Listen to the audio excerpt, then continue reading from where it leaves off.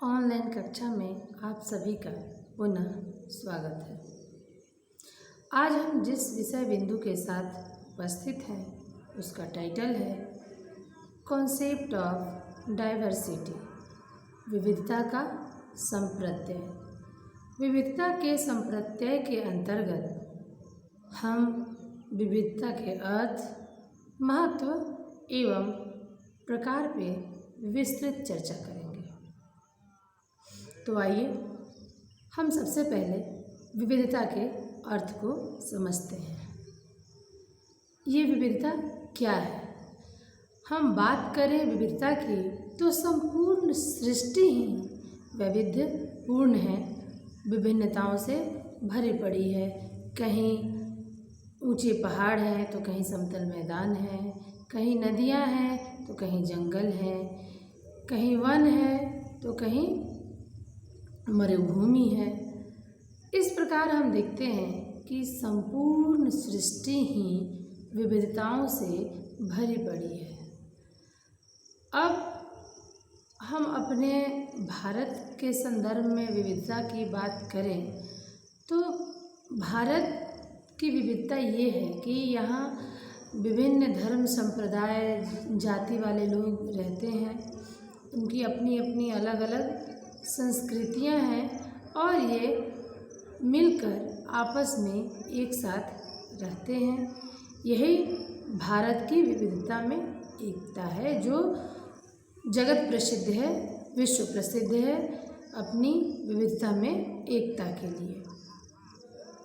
देखिए, विविधता जो है वो मनुष्य के किसी क्षेत्र से अलग नहीं है।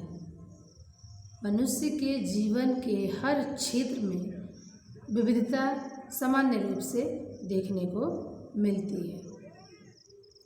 अगर हम मनुष्यों की ही बात करें तो उनके शक्ल, सूरत, गुण, स्वभाव इत्यादि सब अलग अलग होते हैं। इस विविधता से कहीं कहीं ये विविधता जो है मनुष्य के लिए कहीं कहीं वरदान साबित होता है और कहीं कहीं ये अभिशाप भी बन जाता है।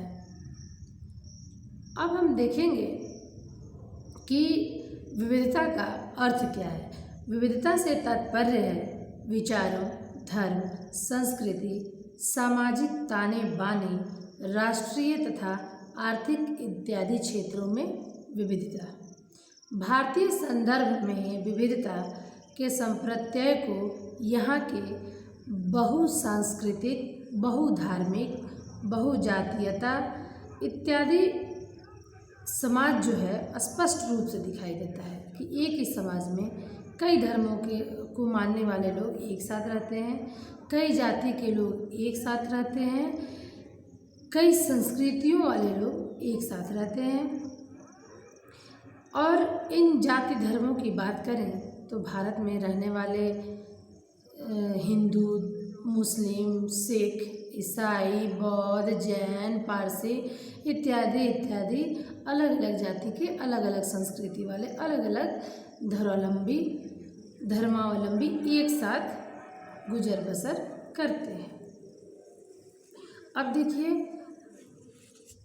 भारत की जो सांस्कृतिक विशेषता है कि इतनी विभिन्नताओं के होते हुए भी सब लोग एक साथ मिलकर सौहार्दपूर्ण जीवन व्यतीत करते हैं। अब हम इसके महत्व के बारे में चर्चा करेंगे कि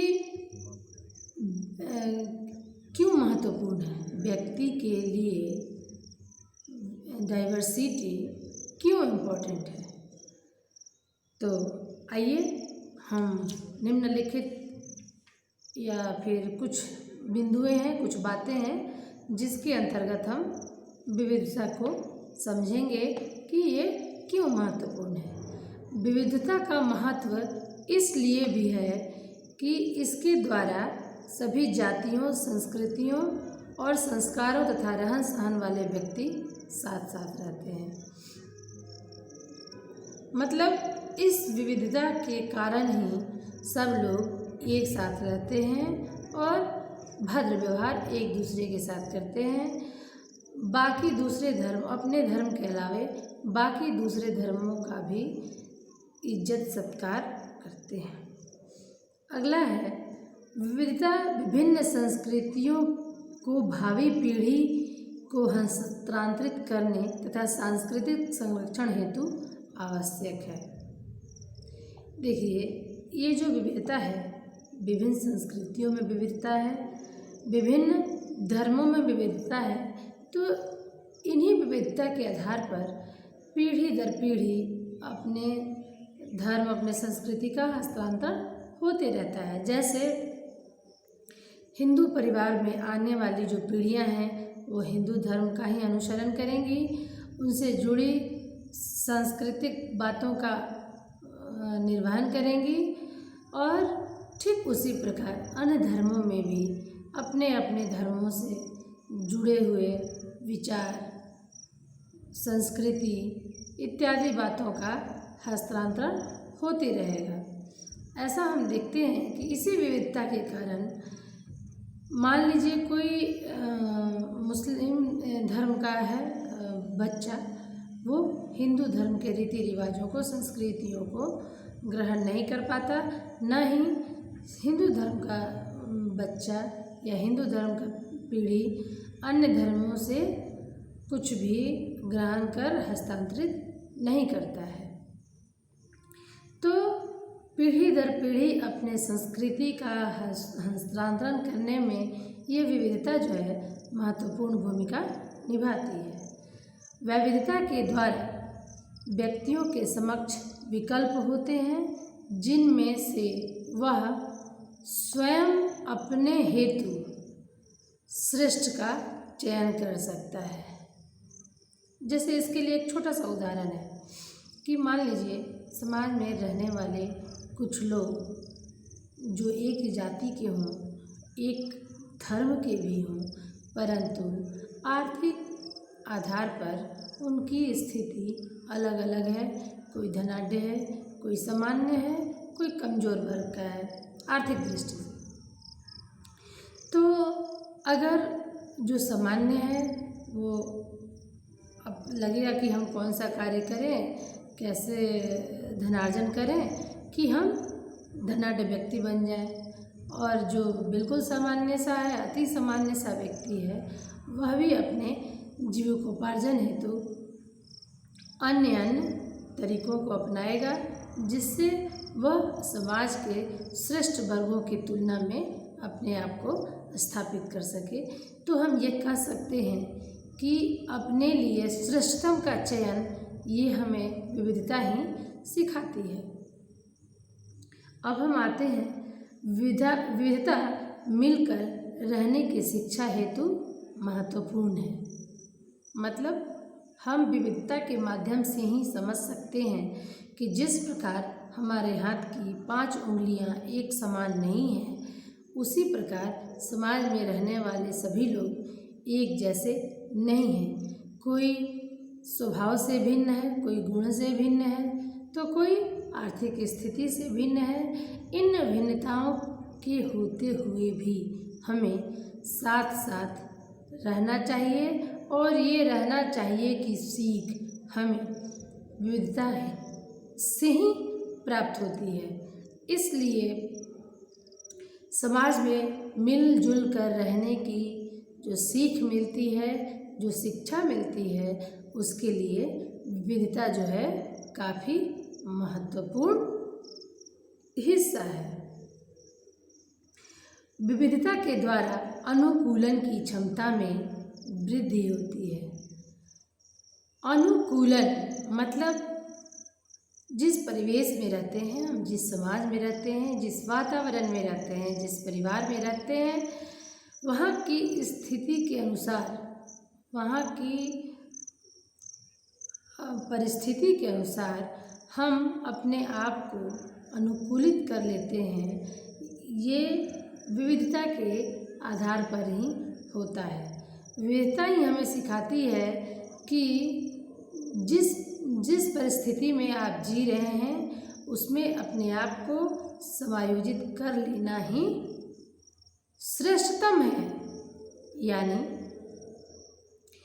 विविधता जो है हमें अनुकूलन सिखाती है। यानी हम कह सकते हैं कि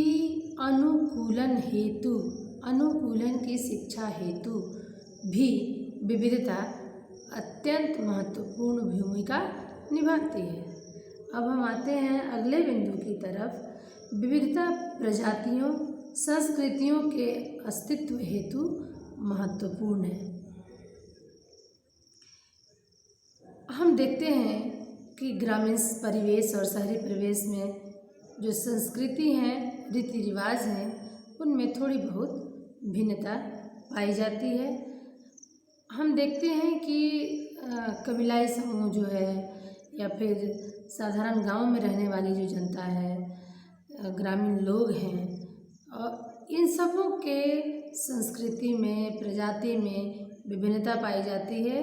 लेकिन इस विविधता के माध्यम से ही इन प्रजातियों तथा संस्कृतियों के अस्तित्व की रक्षा होती है। जैसे ही एक संस्कृति दूसरे संस्कृति पर हावी होने की चेष्टा करती है, तो एक विशेष संस्कृति द्वारा, यानी जिस संस्कृति पर कोई दूसरी संस्कृति हावी होने की चेष्टा कर रही है, तो उस स्थिति में एक विशेष संस्कृति का अनुपालन करने वाले लोग जो हैं वो क्या उद्विग्न हो जाते हैं, भाई नहीं, हमारे ये अस्तित्व है, हमें हमारी अपनी संस्कृति की, परंपरा की, रीति रिवाजों की रक्षा करनी है, इसके संवाहक हम हैं। यानी प्रजातियों संस्कृतियों के अस्तित्व के लिए भी विविधता का महत्व अत्यंत आवश्यक है। अब हम देखते हैं कि विविधता के द्वारा आर्थिक गतिविधियों में तीव्रता आती है। अब हम बात करते हैं वैश्विक पटल पर। वैश्विक पटल में भी देखते हैं कि विश्व के कई देशों में अपने आप को आर्थिक रूप से सबल बनाने हेतु होड़ लगी हुई है कि हम आर्थिक दृष्टि से उन्नत हैं, तो हम आर्थिक दृष्टि से उन्नत हैं। यानी अपने आप को शक्तिशाली बनाने के लिए, चाहे वह सैन्य बल हो, चाहे वह अर्थ बल हो, चाहे वो औद्योगिक स्थिति हो, यानी बहुतायत रूप से अगर सभी राष्ट्रों में अपने आप को शक्तिशाली बनाने की होड़ लगी हुई है, अपने को विकास के चरम अवस्था पर पहुंचाने हेतु निरंतर प्रयत्नशील है। तो हम कह सकते हैं कि ये जो विविधता है, इससे आर्थिक गतिविधियों में तीव्रता लाती है, और आर्थिक गतिविधि में तीव्रता लाने हेतु विविधता की महत्वपूर्ण भूमिका है। ये कमी बेसी ना रहे तो अधिक को देखकर कम वाले लोगों के मन में भी लालसा जगती है कि हम उस मुकाम तक पहुँचे, उस स्थिति को प्राप्त करें। तो ये जो उस स्थिति तक जाने की प्रबल इच्छा जो जागृत होती है, वह विविधता के माध्यम से ही होती है। अब देखिए, विविधता के द्वारा व्यक्ति तुलना करके अच्छी बातों को अपनाते हैं, जैसे सामाजिक, आर्थिक, सांस्कृतिक, राजनैतिक आदि क्षेत्रों में सुधार होते हैं। बिल्कुल, अगर हम कहीं जाते हैं और वहाँ की सामाजिक स्थिति बहुत अच्छे तरीके से देखते हैं, तो हमारे मन में भी ये इच्छा जग जाती है कि हम काश हमारे रहने वाले लोग भी इस तरह के हों, और इस तरह के वो हो जाएं, उसके लिए हम कौन कौन से कार्य कर सकते हैं। तो ये क्या है? कंपैरिजन है, तुलना है कि फलाना व्यक्ति जो है, फलाना देश जो है, वो हमसे आर्थिक दृष्टि से कैसे सुदृढ़ है, सैन्य दृष्टि से कैसे सुदृढ़ है। ये तो राष्ट्रव्यापी बातें हुई। अगर हम पड़ोस में रहने वाले दो व्यक्ति की बात करें तो ये अच्छी बात है कि दो अगर पढ़े लिखे व्यक्ति हैं तो उनके परिवारों में कौन कौन से अच्छे कार्य हो रहे हैं, एक दूसरे का तुलना करके आगे बढ़ते हैं, अच्छी चीज़ों का अनुकरण करके एक दूसरे के बराबरी में आने का प्रयास करते हैं।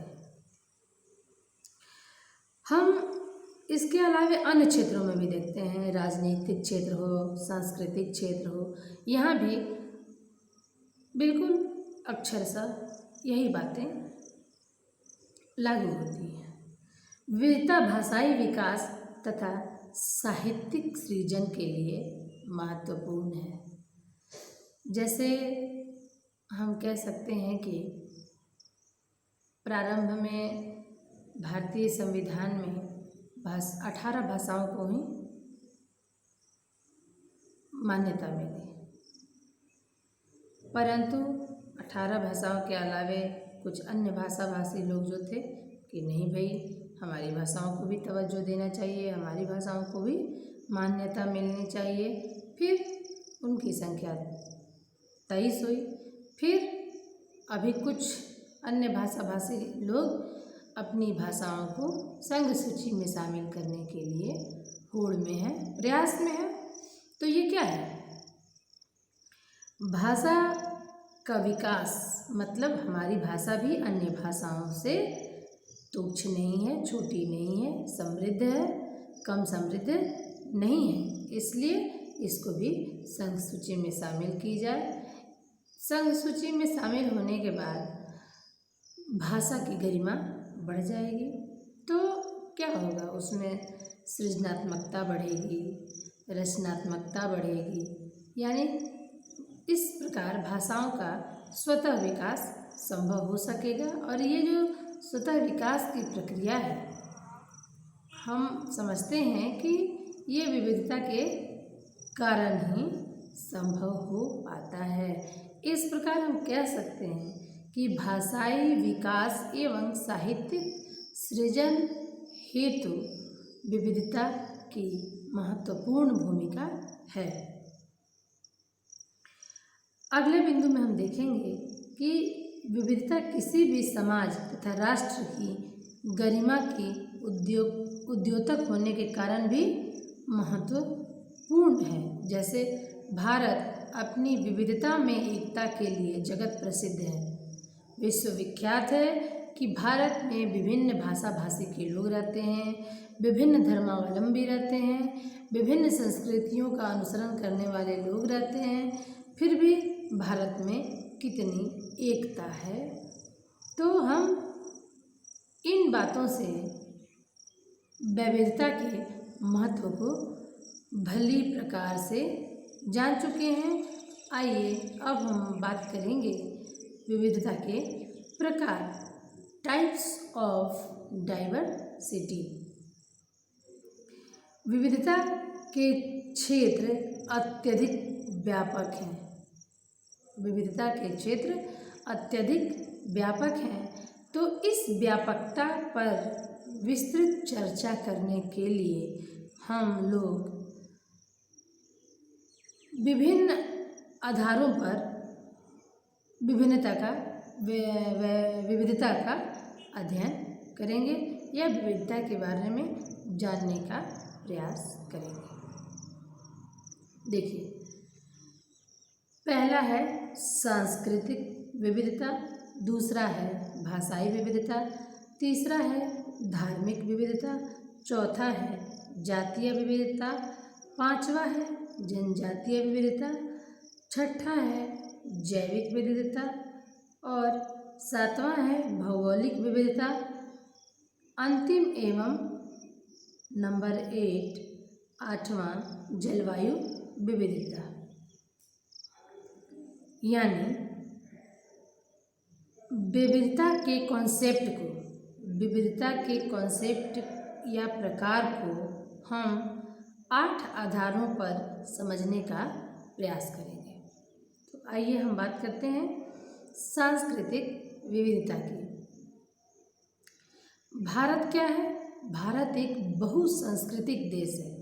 कई संस्कृतियों वाले लोग एक साथ यहाँ गुजर बसर करते हैं और सबका अलग अलग खान पान है, रहन सहन है।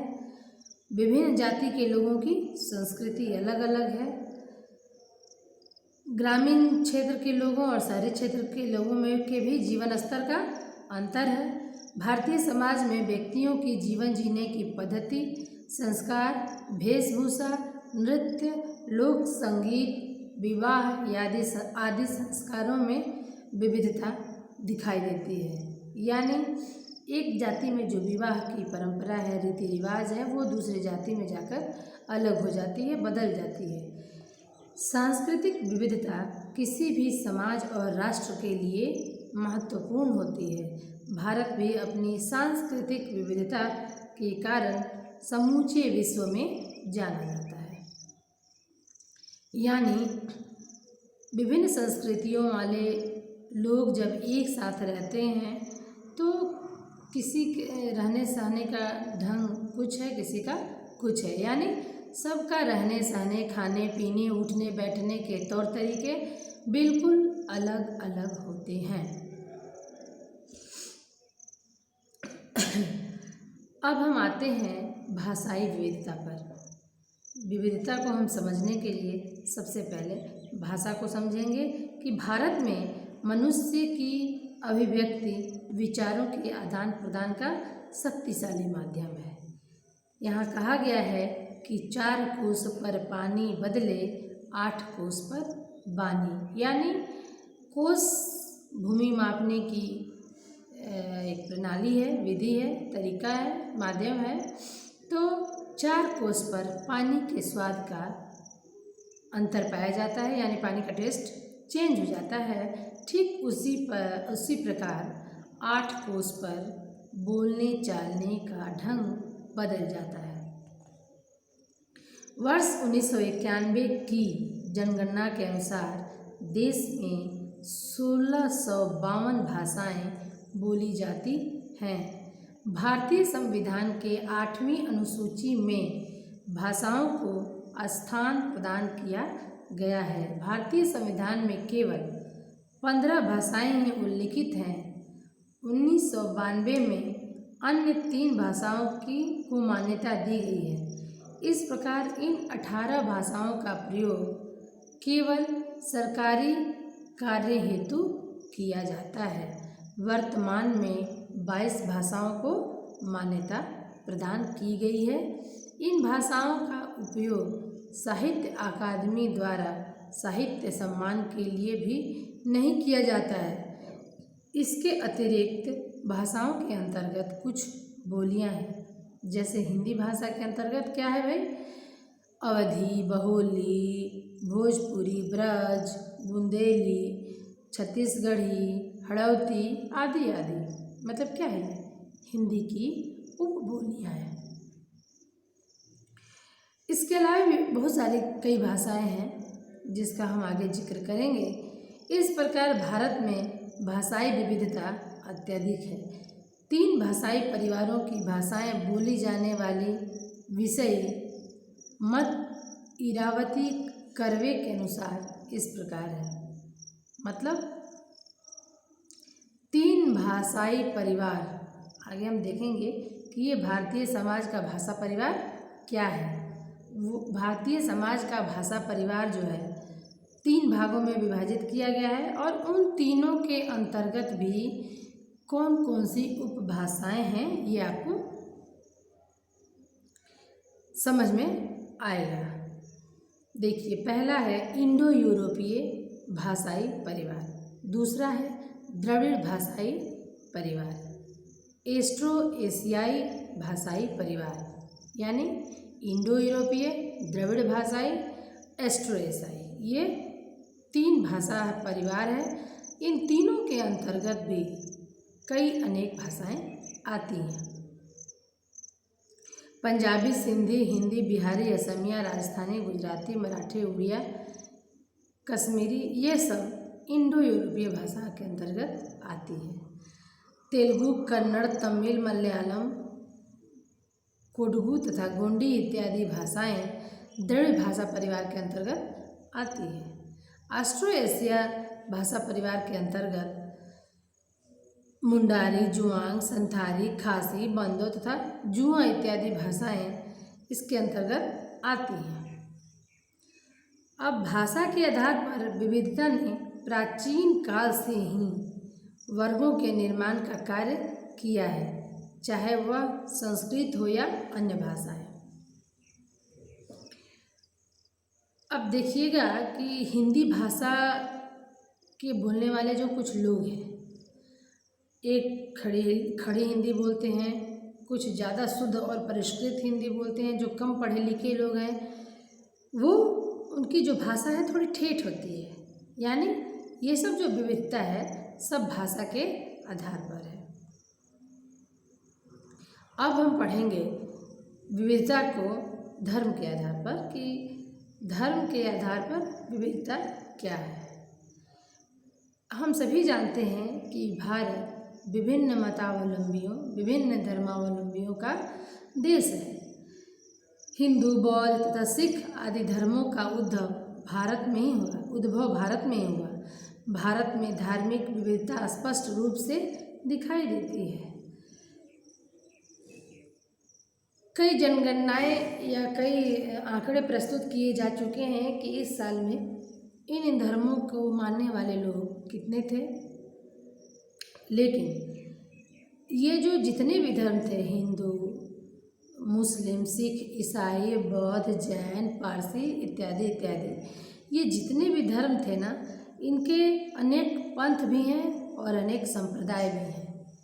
और इन्हीं पंथों और संप्रदायों के कारण जो है ये धर्मावलंबी अपने धर्मों का अनुसरण करने वाले लोगों के बीच ही भेदभाव करते थे।